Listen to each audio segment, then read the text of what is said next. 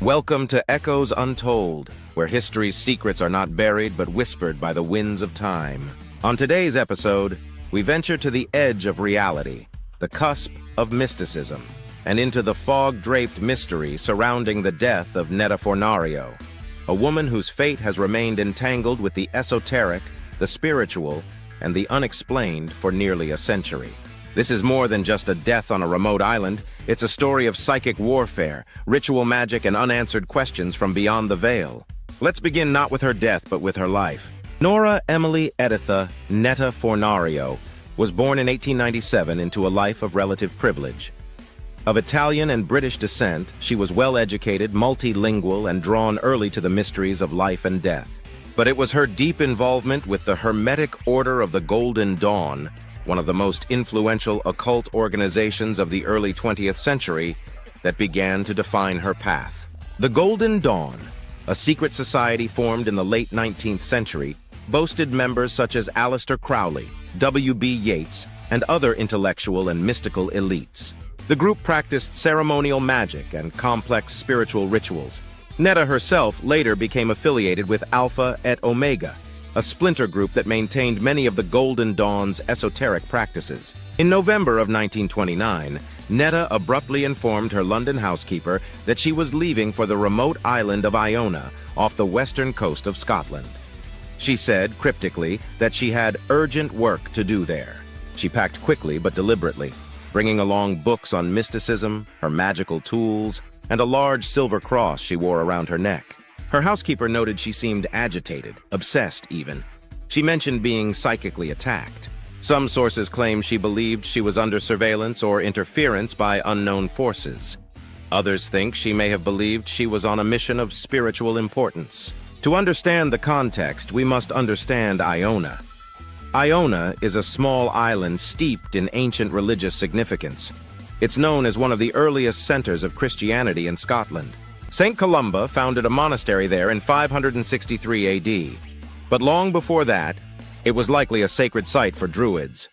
Many esoteric thinkers describe Iona as a thin place, a location where the boundaries between our world and the spiritual realm are fragile. To Netta, who practiced ritual magic and believed in astral projection, Iona was more than a destination. It was a portal. Once on the island, Netta took lodgings with a local couple, the MacRaes. She mostly kept to herself, reading and writing by candlelight, meditating. Locals recalled seeing her pacing along the cliffs and carved stones. She sometimes wore a long black cloak. She spoke little but always seemed preoccupied. Then something shifted.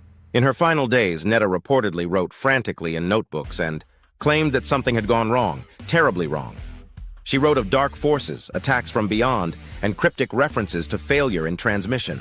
Was she attempting telepathic communication, an astral journey, or something more dangerous? On the morning of November 17, 1929, the islanders made a grim discovery. Netta's body was found on a hillside. She was naked except for her black cloak. There were no signs of a struggle, no external wounds, and nothing stolen. The silver cross she always wore lay beside her. Some say there were papers scattered near her body, while others claim a dagger and ritual objects were found nearby. Scene was chilling. It seemed more like the aftermath of a ritual than a random accident. The coroner ruled her death as exposure, essentially hypothermia. Cold winds, lack of clothing, and isolation on the moor can kill even the strongest traveler. But those who knew her, and many who studied the case, remain unconvinced. This wasn't a tourist or a wanderer. This was a skilled practitioner of spiritual disciplines. Why would she strip down in the cold, lie on a cross, and risk her life? Some believe she had entered into a trance state, possibly while attempting astral projection, and was unable to return to her body. Others suggest she may have been poisoned, either deliberately or accidentally, through use of ritual herbs or psychoactive substances. Here are the leading theories. Ritual death gone wrong. This is the most commonly cited explanation. Netta was attempting a high-risk ritual, possibly involving astral travel, and either her spirit was lost or her body gave out during the process. Psychic warfare. Netta wrote about being psychically attacked. Some theorize she believed she was under spiritual assault from a rival occultist. Could her death have been the result of an esoteric battle? In some magical traditions, it's believed that psychic attacks can cause illness, or even death. Mental illness or delusional episode. A more skeptical interpretation suggests that Netta may have suffered a psychotic break, perhaps brought on by isolation, belief systems, or undiagnosed mental illness. In this scenario, her death was a tragic accident caused by delusion and exposure. Murder or foul play. Though no evidence of physical harm was found, some have speculated that someone may have followed her to Iona, or even been waiting for her. To this day, those questions remain unanswered. Netta's death is now legend among occult historians. She has been referenced in books, articles, podcasts, and forums across the world. She is remembered not just as a mystic, but as a woman who may have crossed a boundary no one else dared to touch. The island of Iona still stands, silent and beautiful, bearing no trace of her death, except perhaps in the whispers of the wind over the moors.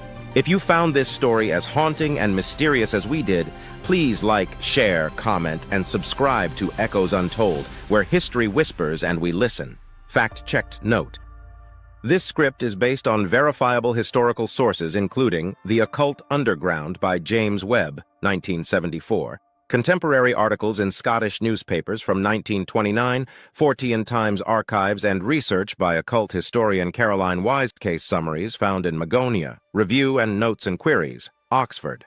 Where historical data is unclear, speculative theories are clearly labeled as such.